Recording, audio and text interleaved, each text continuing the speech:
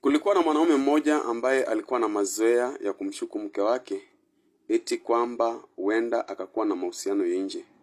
Na yule mume akakuwa anamfuatilia mke wake kila sehemu.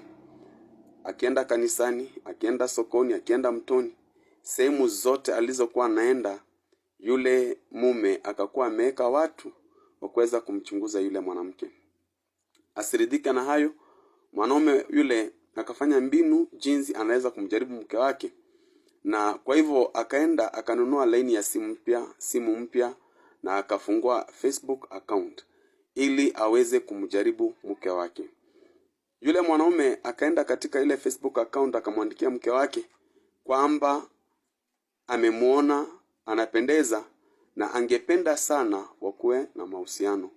Yule mke akamjibu akamwambia, mimi niko na mume na niko na watoto na sioni kama kuna faida ya mimi kukuwa na mahusiano nje ya ndoa.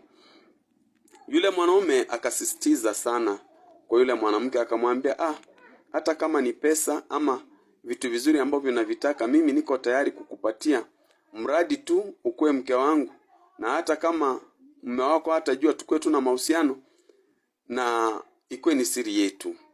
Yule mke baada ya kumsikiliza yule mwanaume kwa muda na akiangalia mume wake akirudi nyumbani anakuta kwamba mume wake amefura, amekasirika, amejaa maneno maovu. Mume yule maneno anayetoa kwa mdomo wake ni maneno ya kadhabu. Yule mke akakuwa anachunguza akasema, sasa niko na mtu anayenipenda mahali na huyu mume ananichukulia kama mimi sifai. Basi yule mke akaenda kwa ile Facebook account na akaongea na yule mwanaume akamwambia, basi lile ombi lako ambalo ulikuwa umeniuliza kwamba tukue na mahusiano, naona nimelikubali, na basi panga tuweze kukutana.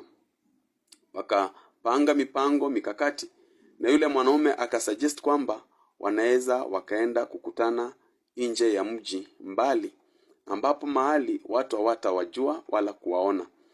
Basi yule mwanamke akajiandaa na yule mume akajiandaa, wakajiandaa wote kwa pamoja. Yule mume akatangulia mapema kuondoka kwa nyumba, akaenda wakutane ile sehemu. Na yule mke baada ya yule mume kuondoka, yule mke pia akaondoka, akajiandaa na akaondoka kwenda sehemu ya mkutano ama mahali wangekutania. Yule mke alipoenda, akiwa njiani akakutana na mume mwingine.